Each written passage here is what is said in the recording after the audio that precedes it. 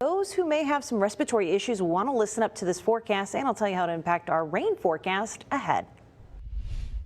Thousands are gathered in Corpus Christi as the Texas Democratic Convention continues. Chris 6 anchor Brian Hoffman takes us inside the energy of the multi-day event and shows us which big-name political figures are set to take the stage. If your weekend plans are still a blank canvas, the Coastal Bend is ready to paint it with some color. We'll have a look at what's happening in your neighborhood coming up. Good morning, folks. Thank you so much for being here. I'm Michelle Hoffman. Brian Hoffman will be in later tonight. He's covering the DNC, but don't worry, we have you covered for your Friday forecast. Here's a look. Hey there, happy Friday. I'm Chief Meteorologist Stephanie Lauber. Let's look back at June as a whole because the blue squares on this map may actually surprise you. Blue indicating days that came in just a little bit cooler than we typically expect for that particular day over our climate history. So while the actual air temperature just a little bit cooler than expected, the humidity has taken that to the other extreme and it's made our weather feel even hotter. And that's going to be the case today too. We may find ourselves with another blue square if we don't hit that 92-degree average temperature. I think we may even have a gray square here. Either way, we're looking at afternoon feels like temperatures that are going to be in the middle 100s as we go through the hottest part of the day. But another interesting part of the past month in our forecast, a lot of green squares on this side of the calendar, but we're entering a dry stretch as we wrap up the month of June and make our way into July. So I'll tell you what could be keeping those rain chances from our forecast ahead. There's a major street closure in downtown Mathis for early Independence Day celebrations. East San Patricio Avenue is closed through Sunday from North Hidalgo Street between H-E-B and Good and Chris to South B Street. Festival grounds open at 3 and celebrations run until midnight for the Mathis Freedom Fest. Hey there, Sunrise Chrome over at the Hilliard Center for the Texas Democratic Convention. Lot of excitement going on. During day one, it was all just about registration and meeting fellow Democrats. I got to speak with a couple of those Democrats who told me what they're most excited to see over the weekend. I'm here, I'm ready, let's do it. Blue wave's coming. People are going to be surprised. I think we're going to shock the world in November because Texas is back. I even got to speak to perhaps one of the youngest Democratic participants here who's taking stage on Saturday. It's about change and bringing people together. Better health care for everyone, people of color treated fairly, and the country to be more financially responsible. Now, of course, today we'll see a lot of big-name players when it comes to the Democratic National Convention and, of course, the Texas Democrat Convention. We're going to see people like James Tallarico running for Senate, people like Gina Hinojosa running against Governor Abbott for that governor seat, as well as J.D. Pritzker, and we do have Cory Booker also coming to town to speak. Now, I will, of course, be covering that tonight, later on Chris 6 News at 5 and 6 o'clock. For now, send it back to you. I'm Melissa Trevino in Alice. The city of Alice and the Alice Natatorium are getting ready to celebrate Independence Day in a big way. For the first time in at least 10 years, a community-wide 4th of July celebration will take place at the Alice Natatorium and Water Park. Very excited, very excited. This is the first time they're going to have a big celebration here at the Natatorium, and we're very excited. They're going to have a lot of special events going on. Juliana Flores and Margarita Smith are regulars at the Natatorium. They're at the Natatorium several times a week and lead the water Zumba class. Juliana and Margarita are thrilled about the big celebration the city is hosting, and just in time to celebrate the 250th birthday of our nation. They feel this is an opportunity to bring the community together. We're supporting our community, and that's really important. Everybody can enjoy families, friends, outing, and camaraderie, and just fellowshipping, being with each other.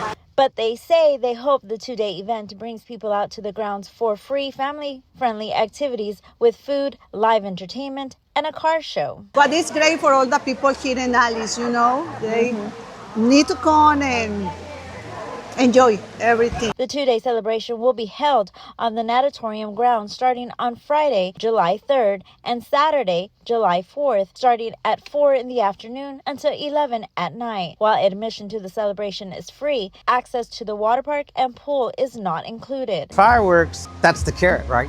And so bringing them in, but I'm really excited about the fireworks show. It might not be a long one like some other places, but it's going to be good. And for organizers, the real goal is bringing people together. The fireworks show is scheduled for 10:15 Saturday night. Organizers say they hope this year's event will reestablish a tradition that families can enjoy for years to come. The celebration will wrap up with the fireworks show. Reporting in Alice, I'm Melissa Trevino, Chris 6 News. Nueces County Sheriff J.C. Hooper says he's adding the National Center for Missing and Exploited Children cyber tip line to the Sheriff's Office app. He says he's taking that action as a direct result of our reporting on the Jesse Gill child sexual abuse material case. As we've reported, Jesse Gill III, a former fire captain for Nueces County Emergency Services District Number 2, is charged with possession with intent to promote child sexual abuse material. The City of Kingsville will have a change to their sanitation schedule next week. On the residential side, Monday and Thursday services will be on Monday and Wednesday. Tuesday, Friday services will be done on Tuesday and Thursday, and for commercial locations, Thursday and Friday pickup will take place Thursday. This is for the 4th of July holiday. Regular sanitation pickup will resume on July 6th. Hours after a contentious meeting between President Trump and Senate Republicans, the White House unveiled a roughly $80 billion supplemental budget request, in part to pay for the war with Iran. The request has long been expected on Capitol Hill, as lawmakers have largely anticipated that they would eventually need to replenish the weapons and materials needed to fight the war. But the request coming at a complicated time, just one day after the Senate voted to concur with a House-passed resolution calling on the Trump administration to end the war with Iran. President Trump arriving on Capitol Hill Wednesday already frustrated with the 4 Senate Republicans who voted with Democrats to call on him to end the war. The president posting on Truth Social, in part saying, 4 Republican losers have just made my job more difficult. Wednesday's meeting devolving into a shouting match over the war with one of the Republicans who voted for the measure, Senator Bill Cassidy of Louisiana. The president was and he is mad as a murder hornet about the war powers vote yesterday, and I don't blame him. I mean, here he is, whether you agree with the war or disagree with the war, here he is in the middle of negotiations trying to end the conflict, and all of a sudden the Senate votes to withdraw from Iran. And I think that set him back.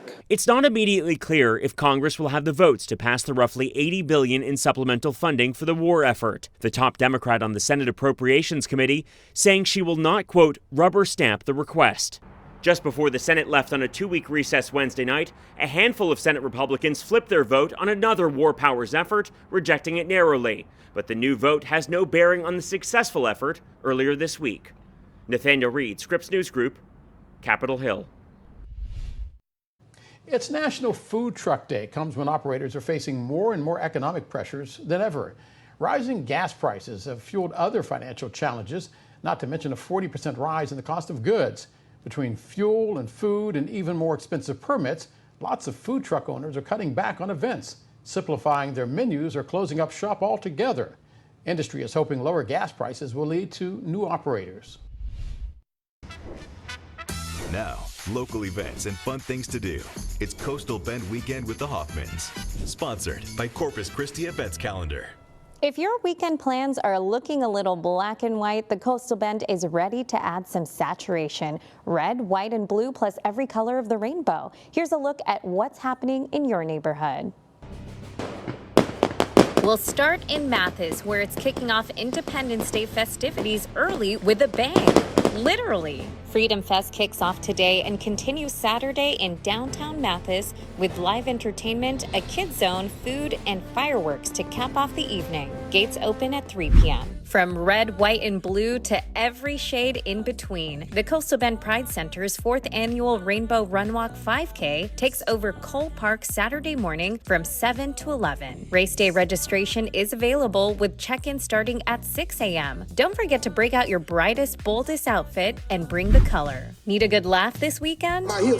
Popular Texas comedian Ali Sadiq is bringing his latest tour to downtown Corpus Christi at the Hilliard Center. The show starts at 7 p.m. Saturday. Tickets are available at the box office or online through Ticketmaster. Meanwhile, young people across the Coastal Bend can spend the day learning, connecting, and making a difference. The Gulf Hope in Action Youth Summit is happening at Del Mar College's Oso Creek campus from 8:30 a.m. to 5 p.m. The free event is open to middle and high school students and features speakers, workshops, and activities focused on environmental issues, art, climate change, and mental health. And if all that activity works up an appetite, Gregory has you covered. The Gregory Volunteer Fire Department's 2nd annual barbecue cook-off fundraiser fires up this weekend. The event begins today and continues Saturday with barbecue vendors and family-friendly fun. Activities get underway at 11 a.m. at the department at 308 Air Street in Gregory, with awards handed out at 5:30. Finally, get wrapped up into something delicious with Mimi's Kitchen Boss. She's hosting a lumpia making class Saturday at the Texas Museum of Asian Cultures and Education Center. Participants can learn how to make the popular Filipino-style spring roll during one of 2 sessions at 10 a.m. or 11:30. For more information, visit our website, christv.com. And if you want your event featured, make sure you send us a message. Watching Chris 6, a part of the Scripps News Group. I'm Carolyn Clifford. As the nation builds toward its 250th anniversary, we're going to take you to a place where America's story comes alive through the objects that shaped it, from civil rights to innovation to the presidency itself. We're going to take you to the Henry Ford Museum and Greenfield Village, where American history is not just remembered, it is experienced firsthand.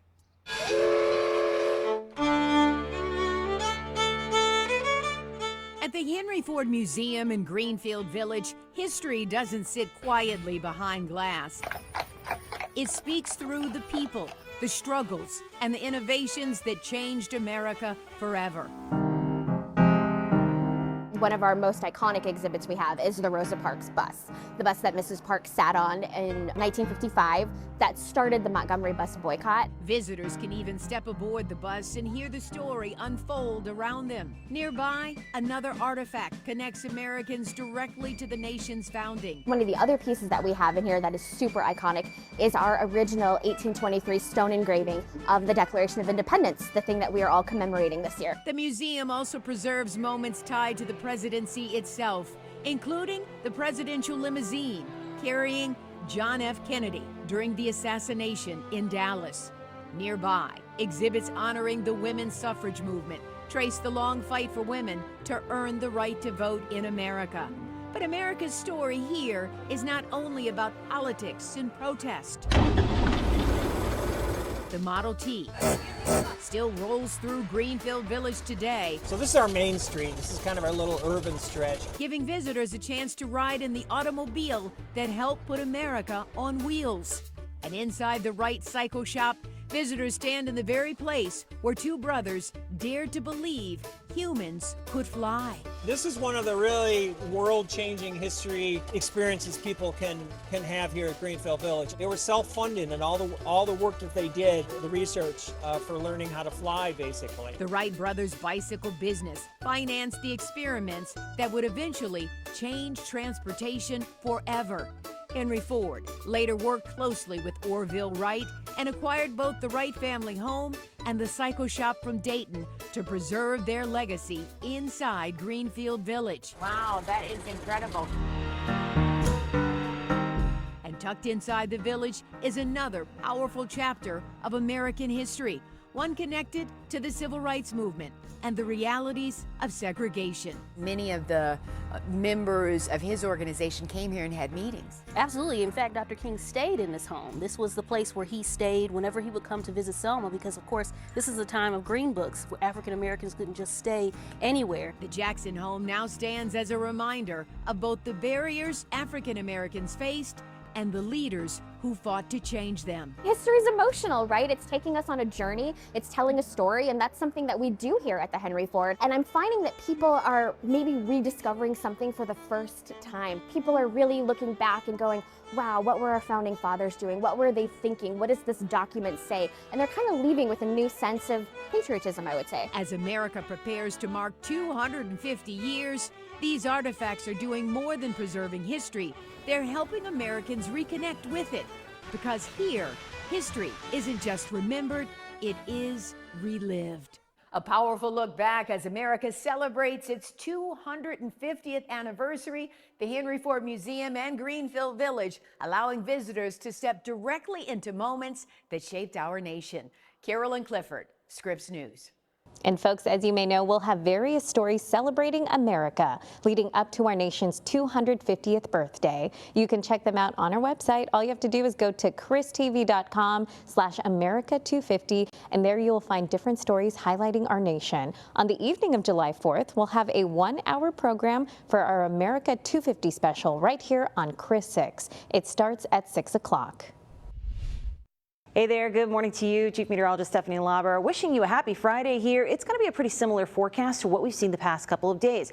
Temperatures are going to be starting off warmer than we typically expect for this time of the year. The afternoons, about what we typically expect, but the mornings have been off to a warm start. And the reason why that's important is because we've got all this humidity in the air, so with temperatures solidly in those low to middle 80s by the mid-morning time frame, that's getting that heat index or feels like temperature off to a hot start in the beginning of the day. It's not just the afternoon that is going to be a challenge for outdoor activities. So as our temperatures cruise through the 80s and into the 90s, by the time we head into the afternoon, this is where our feels like temperatures are really going to be getting out of hand, heading into those middle 100s. Notice not much for clouds out there, so a lot of sunshine to heat things up, and UV index is going to be unfriendly as well. So as we go through today, keep in mind the feels like temperatures will be in those triple digits.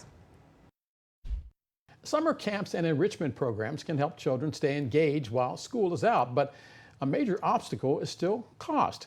The After School Alliance reports parents of close to 30 million children want access to summer and after-school programs. They also say students can lose up to 2 months of learning during summer break. Diversified Education Services putting that number at 24 million children.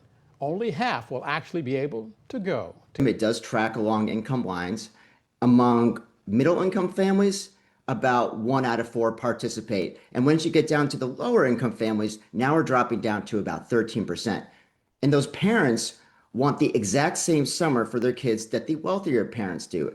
And they just can't write the check. Aaron Boxer says summer learning is about more than academics, says summer programs can help children build confidence, develop social skills, and gain valuable life experiences outside the classroom.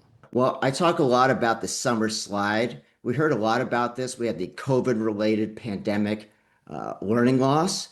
And I think about it in this way. It's where the school year teaches kids what to know, and then the summer then teaches them who they are. And when you take away the desks and the grades, and then what's left is real world stuff. So how do I try and do something that I'm bad at? How do I make new friends? How do I bounce back when I get picked last on the team? Boxer says affordable summer programs can help children stay engaged, continue learning, and give working families access to safe, structured activities during the summer months. You are watching Chris 6, a part of the Scripps News Group. Good morning. I'm Chief Meteorologist Stephanie Lauber. Let's talk about the feels like temperature. This is how hot your body is going to perceive the weather to be in your neighborhood today. So cruising through the lunch hour, most neighborhoods already feeling like the triple digits. And as we make our way into the afternoon, it's going to keep going. We are going to top out with feels like temperatures reaching as high as the middle 100s. You can see 104 for Sinton and Robstown, 103 for Kingsville, 102 here in Corpus Christi by 1:30 in the afternoon. So this is a prolonged period of this hot weather. We're expecting 106 in Robstown, 105 in Alice, 106 for George West and Orange Grove by 4:30 p.m. And as we head into the early evening, we'll finally drop into those 90s, but sunset isn't until 8:29, the latest sunsets of the year. So it's going to be feeling hot. You might want to go to the coast to cool off. Rip current risk will be low. Doesn't mean no rip current risks. You should swim with a buddy and stay safe out there. And here's a look at that 7-day forecast for our neighbors in Rockport and Kingsville.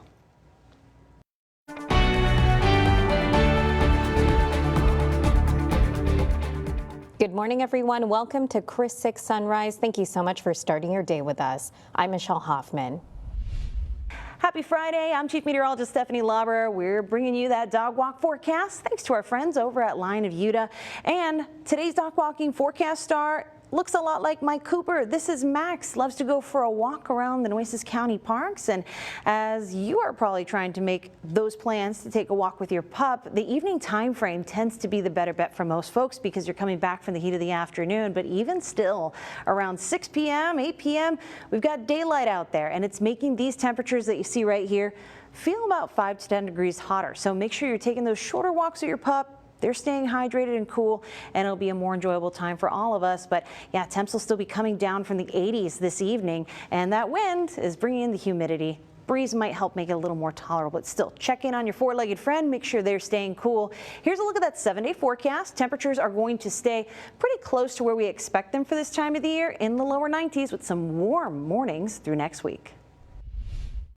Don't forget, in Corpus Christi, the right turn lane from Staple Street onto Everhart will be closed until Monday. The westbound lane is also closed. Officials say detours are clearly marked to help drivers navigate around the work zone. As water supply and conservation continue to be top concern across the coastal bend, San Patricio County hosted its first Water Rights Fair. I'm Stephanie Molina in Sinton, where I spoke to organizers about why they created the event and what they hope the community will learn. Everyone has a right to water. It's just like the air we breathe. It's important to everyone. Sonia Witherspoon, one of the organizers of the inaugural Water Rights Fair, says the idea came after attending another water meeting where she felt many people left with more questions than answers. My husband said, well, why don't we try to get a hold of some experts and get some education out there. The fair is bringing together water experts, utilities, businesses, and elected officials to help residents learn more about water rights, conservation, and the water challenges facing the coastal bend. What have you taken from the event so far? Groundwater is not a renewable resource quickly, and it needs to be protected. The usage of it needs to be controlled, and that's what we're trying to accomplish. Mark Comiskey has lived in San Patricio County for more than 40 years. He says he relies on a private well and is concerned about the impact additional wells could have on the Evangeline Aquifer. That's why he came out to learn more about the resources available and have his well water tested. So we could have a baseline to know where we are, and in the future, if any damage is being done, we'll have a way to protect ourselves. Texas A&M AgriLife Extension screened 61 private wells in San Patricio County to identify potential water quality issues. The agency says problems in the aquifer could also impact private wells. More than anything else, we recommend that you test your private water well if you're drinking and using it as potable water once a year. Organizers hope the information shared at the fair will help families better understand their water resources for years to come. My grandkids and my kids, our kids, we need to plan for the future as well, and so it affects everyone. If you weren't able to attend but would still like to learn about your water rights, head over to our website for more information and resources. In Sinton, I'm Stephanie Molina, Chris 6 News. Hello, I'm Faye Fredericks with a look at some of your top stories. Attorneys are weighing their next step in the trial connected to the deadly Palisades fire. A jury is deadlocked on charges for the man accused of starting the fire. The 29-year-old faces 3 federal counts, including arson. Prosecutors say he started a fire on New Year's Day that flared up a week later, turning into the deadly Palisades fire. The blaze killed 12 people in Pacific Palisades in Malibu and destroyed some 5,400 homes. The jury told the judge that they are at a standstill after 2 days of deliberations. They will return to court Friday. A Supreme Court ruling could mean thousands of migrants who are in the country under temporary protected status, or TPS, could soon be deported. The High Court ruled the Trump administration can end TPS, and the courts do not have the authority to review decisions to terminate it. The decision could affect some 350,000 Haitians and more than 6,000 Syrian immigrants. Millions of others living in the U.S. could also be affected. Vermont has become the first state to ban a weed killer linked to Parkinson's disease. Paraquat is one of the most commonly used herbicides in the nation. Some farmers defend it, saying it's beneficial for their crops. Paraquat's maker claims the chemical is quickly absorbed by weeds and won't wash off in soil even if it rains. Dozens of countries have already banned it, including the European Union, the UK, China, and Vietnam. Supporters of the ban in Vermont hope the move will prompt similar actions in other states. The city of Alice is bringing back a 4th of July celebration for the first time in at least a decade. I'm Melissa Trevino in Alice, hearing from organizers about this Freedom Fest and what families can expect. Plus, if your weekend plans are still a blank canvas, the Coastal Bend is ready to paint it with some color. We'll have a look at what's happening in your neighborhood. And autoimmune disorders have symptoms that overlap, making them harder to diagnose. What you need to know to advocate for your health. Hey there, good morning to you. I'm Chief Meteorologist Stephanie Lauber. We're going to get one more look at that 7-day forecast in your neighborhood. Here in Corpus Christi, temperatures are going to stay pretty close to where we typically expect them to be. Average high temperature this time of the year, 92 degrees, and we may stay just shy of that mark depending on how the wind shakes up. Sometimes that can keep the thermometer down by a degree or two, but this doesn't tell you the whole story. Humidity is going to make those feels like temperatures reach the triple digits every day this afternoon, and it gets started earlier because these morning temperatures are so warm. So here across Corpus Christi, make sure you're staying cool. We can expect around 91, 90 degrees into the next couple of afternoons with no rainfall expected. For our neighbors in Rockport and Kingsville, here's a look at your 7-day forecast. Pretty similar through the weekend. We'll keep it in the upper 80s all into next week for our friends in Rockport with warm mornings in those lower 80s. And for those of you in Kingsville, we're talking middle 90s. That'll surely have it feeling like the middle 100s. And hopefully we'll get some rain by the end of next week. I'm Jada Jenkins on the West Side, and I spent the day with over 100 U.S. veterans here at the U.S. Coast Guard Air Station in Corpus Christi, meeting crew members, learning about the aircrafts, and most importantly, learning about the U.S. Coast Guard's mission here in the Coastal Bend. For most people, a tour of U.S. Coast Guard Air Station Corpus Christi, it's a rare opportunity. For more than 100 veterans here Thursday, it was a chance to see another branch of service up close. As we walked through the hangars and stepped inside aircrafts, I kept asking veterans about their time in the military. That's when I learned out of the entire group, Ricardo Hankerson was the only one who served in the Coast Guard. What made you want to join the Coast Guard? I knew that question was going to come up. We are the greatest. We're the best. Ricardo served as a yeoman from 1968 to 1972. But his military career didn't stop with the Coast Guard. In the many branches, I was in the Army Reserve, the Army National Guard, the Coast Guard. He told me it stayed with him ever since. What did you learn in the Coast Guard? Well, I learned discipline. And decades later, he still encourages the next generation of service members. Do you talk to young people that are in the Coast Guard now? Every time I see them. And then there was Jose Mendez, the 102-year-old Army veteran who has a day named after him right here in Corpus Christi. They call me troublemaker. They call you troublemaker? Yeah. Behind the laughter is a lifetime of service he's still proud to talk about. I remember all the hard times we went through. I joined the Army when I was 18 years old. I became a sergeant. And while each veteran's story was different, they all had the same sense of pride. You are a veteran, no matter what branch of the service that you was in. From exploring the air station to swapping stories with fellow service members, the veterans that I spoke with say today was about more than just touring the aircrafts. It was about remembering why they served in the first place. On the West Side, I'm your neighborhood news reporter, Jada Jenkins, KRIS 6 News. I'm Melissa Trevino in Alice. The city of Alice and the Alice Natatorium are getting ready to celebrate Independence Day in a big way. For the first time in at least 10 years, a community-wide 4th of July celebration will take place at the Alice Natatorium and Water Park.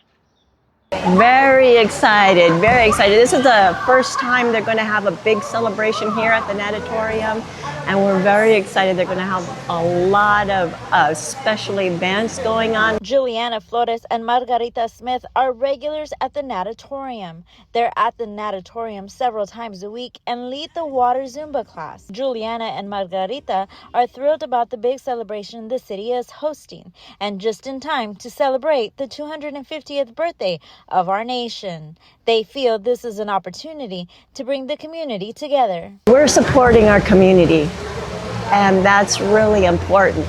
Everybody can enjoy families, friends, outing, and camaraderie, and just fellowshipping, being with each other. But they say they hope the two-day event brings people out to the grounds for free, family-friendly activities with food, live entertainment, and a car show. But it's great for all the people here in Alice, They need to come and enjoy everything. The two-day celebration will be held on the natatorium grounds starting on Friday, July 3rd, and Saturday, July 4th, starting at 4 in the afternoon until 11 at night. While admission to the celebration is free, access to the water park and pool is not included. Fireworks, that's the carrot, right? And so bringing them in, but I'm really excited about the fireworks show. It might not be a long one like some other places, but it's going to be good. And for organizers, the real goal is bringing people together. The fireworks show is scheduled for 10:15 Saturday night. Organizers say they hope this year's event will reestablish a tradition that families can enjoy for years to come. The celebration will wrap up with the fireworks show. Reporting in Alice, I'm Melissa Trevino, Chris 6 News. Nueces County Sheriff J.C. Hooper says he's adding the National Center for Missing and Exploited Children cyber tip line to the Sheriff's Office app. He says he's taking that action as a direct result of our reporting on the Jesse Gill child sexual abuse material case. As we've reported, Jesse Gill III, a former fire captain for Nueces County Emergency Services District Number 2, is charged with possession with intent to promote child sexual abuse material. You probably know that couponing can save you a lot of money, but do you ever find the process a little bit confusing? One viewer named Chuck emailed us to say it's very confusing and that he's trying to learn how to do it. It's why we went to an expert to learn the ins and outs of couponing for first-timers. We heard from a viewer named Chuck who told us digital coupons can feel a bit baffling, saying you have to clip the coupon before you get the price. Couponing is a great way to save money, but there are so many different ways to coupon that it feels overwhelming for a lot of consumers. The advice from smart shopping expert Trey Bodge is keep it simple. First, check coupons printed right on your receipt. And you just hang on to them and use them within that expiration date period. Next, check circular ads. They'll end up in your mailbox, usually with a coupon book or maybe inside your newspaper. Don't ignore those. Then sign up for free loyalty programs and download store apps that offer digital deals. Join every loyalty program that you see, the free ones, of course. Most retailers want to encourage you to come back and shop with them. So they will allow you to access points or cash back or special discounts. Eventually, you can try coupon stacking, combining in-store deals with app offers to maximize savings. Shopper Allison Lambert has the Kroger and Target apps on her phone. Points for gas. You can go digital coupons here and clip these. As for Chuck's question, she says go ahead and clip all the deals that interest you. It goes straight to your account, and then when you check out, you can enter your phone number, and it will automatically apply. If you're just getting started, don't try to master every couponing trick overnight. You don't want to overwhelm yourself with too many apps and ways of saving. If you can just be consistent with one way or one app to cash in points, I think that's the best. And that planning can add up. Between like $10 to $20 a trip. And it's even fun to make it like a little game at the end to look at your receipt and see how much you've saved. For Scripps News Group, I'm Jane Caffrey.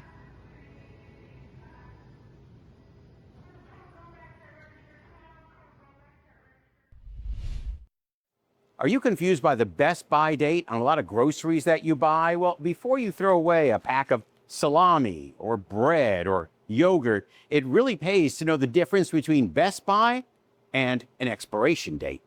Eat it or toss it. Some shoppers won't risk food past the date on the label. I throw it away. That's my preference, just not to use it. But registered dietitian Kayla Pasquale It says Best By 7/13. says some foods are perfectly safe days or even weeks after their best by date. So that's more of a quality standard and not necessarily a safety recommendation. Especially for our shelf-stable foods, you are fine to consume after the Best By date. You don't need to throw that away. For perishables like milk, fish, or chicken, sell by and best if used by dates matter more. Expiration date, I wouldn't go past that on chicken. The Cleveland Clinic says best by dates simply tell you when a product tastes its best. So if your eggs have yesterday's date, check for signs of spoilage like bad smell, mold, and unpleasant taste. Some simple guidelines: milk is safe in the fridge about 7 days, eggs 3 to 5 weeks, raw ground meat and poultry 1 to 2 days, canned fruit 12 to 18 months, and rice and dried pasta 2 years. If you have beef or chicken nearing its expiration date, Pasquale says freeze it. Your freezer is your friend, so throw it in there and you can keep it safe for a little bit longer. For the best quality, the USDA says ground meat can last 3 to 4 months in the freezer, a roast up to a year. For non-perishables, Mary Leitzinger saves a bundle by keeping food past the recommended date. If it's canned stuff or stuff that hasn't been opened, no, it's probably good for at least a few more months. That way you don't waste your money. John Mattery, Scripps News Group. I'm Del Walters in Washington. Here are today's consumer headlines. Inflation reaching 4.1% in May. The Commerce Department saying that's the highest level in 3 years. That's a sizable jump from 3.8% in April. It also shows a growing gap between salaries and spending power. There is some good news, though. If you take out gas and food prices, core inflation is 3.4%. That's more in line with April numbers. It also means that if oil prices stabilize, inflation could come down. Apple computers and iPads got a little more expensive today. The company saying demand for AI is spiking the cost of chips and memory. Apple says it can no longer shield consumers from the increases. That includes the entry-level MacBook, the cheapest iPad, and the iPad mini, all of them up $100. For now, iPhone prices are staying put. McDonald's iconic treat, the fried apple pie, is back. McDonald's recently announcing the fan favorite coming back for a limited time, all in celebration of America's 250th anniversary. The pies are made with apples grown in this country, fried inside a flaky crust and offered in singles or 2-packs. McDonald's sold fried apples back in the 1960s until 1992. Then it switched to a healthier, baked version. Hey everyone, I'm Larissa Liska. High school athletes who choose to play college sports are making a powerful decision. But athletes who choose to play college sports and serve their country are an inspiration. Calallen senior safety Ryder Reeve recently announced his decision to join Army football in 2027. So you're going to get a great education, but you're also joining something that's bigger than yourself. And they call it like joining the brotherhood whenever you go there. Army showed interest in 6'1", 195-pound Reeve after his junior year of football. They have recruited him to play linebacker. Just the way that he plays, the energy that he plays with, the physicality, and you can tell he loves football. Through 8 games, he recorded 81 tackles, 7 tackles for loss, 4 forced fumbles, and 1 fumble recovery. When you think Army football, you just think of smash mouth football, coming downhill and hitting somebody. So I think that's what they saw on tape, and that's how I play. A commitment to Army is an oath to serve 5 years in active duty. It's a pledge that Reeve is proud to follow, like 3 of his great-grandfathers who served as a pilot and infantryman in World War II, as well as his distant cousin Rob Reeves, who gave his life in the line of duty as a Navy SEAL in SEAL Team 6. Having that military background and being able to follow up after that, and being the first one in my family ever to be able to go to one of the academies, I think is really special. Reeve is considering the infantry route or being an Apache helicopter pilot, a career path that his family is proud to support. My dad was the most fired up. I wouldn't say that he's pushing me towards Army, but he bought an Army sweatshirt. I just liked the uniform, and so I bought a sweatshirt, and this was before the recruiting even started, and so, you know, it's funny how it works, and ends up committing to Army. Good luck to Ryder Reeve in his senior season at Calallen, and thank you for choosing to serve our country. The U.S. men's national soccer team suffered a stunning loss to Turkey. Turkey scored in the final seconds to hand the Americans a 3-2 defeat. The U.S. used a heavily changed lineup to rest key starters. Star player Christian Pulisic did return to the field following an injury. The Americans will now play in the round of 32 next week in Santa Clara.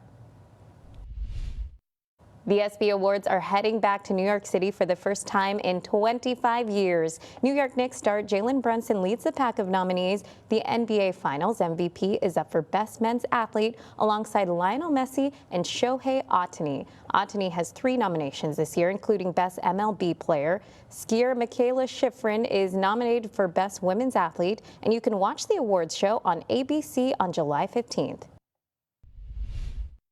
A big win for President Trump after two key rulings by the Supreme Court expands executive power over immigration. NBC's Alice Barr explains what this means for asylum policy.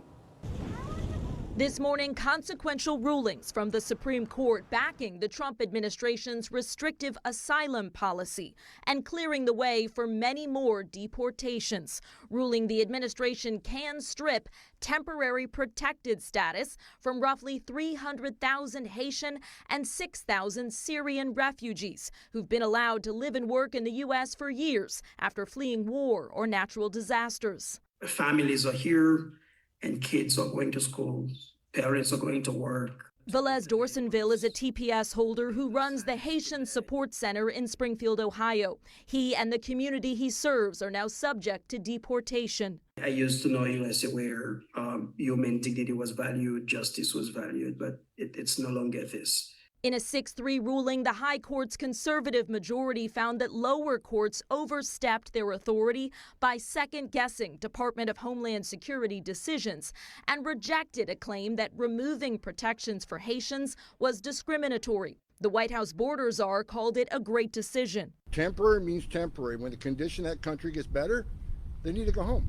In a separate case, and again a 6-3 ruling, conservative justices found the Trump administration can reject asylum seekers who present themselves while still standing on Mexican soil, ruling they cannot claim asylum when they're not technically in the United States.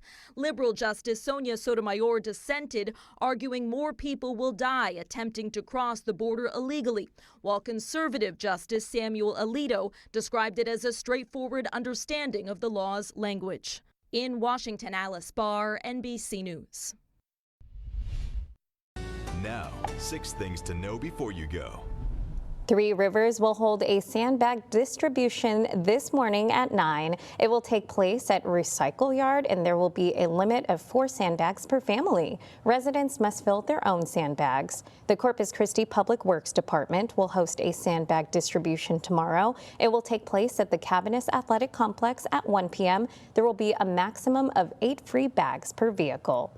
A reminder of several road closures in Mathis. This is for their Freedom Fest. Closures started yesterday and will continue through Sunday. This year, there's a free kids zone and live entertainment. The Democratic Texas Convention is going into day 2 at the Hilliard Center. Today is expected to be about signing up, registering, and for Democrats to meet each other. Appearances today include James Tallarico, Gina Hinojosa, and J.B. Prickster. The city of Kingsville will have a change to their sanitation schedule next week. The services will not be available next Friday to the July 4th holiday.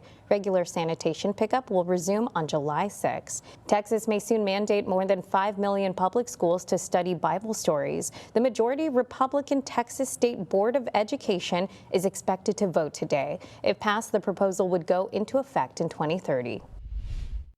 Well, folks, that's all the time we have right now. Thank you so much for joining us. I hope you guys have a wonderful weekend. And as Brian Hoffman likes to say, I'm Michelle Hoffman, and you are amazing.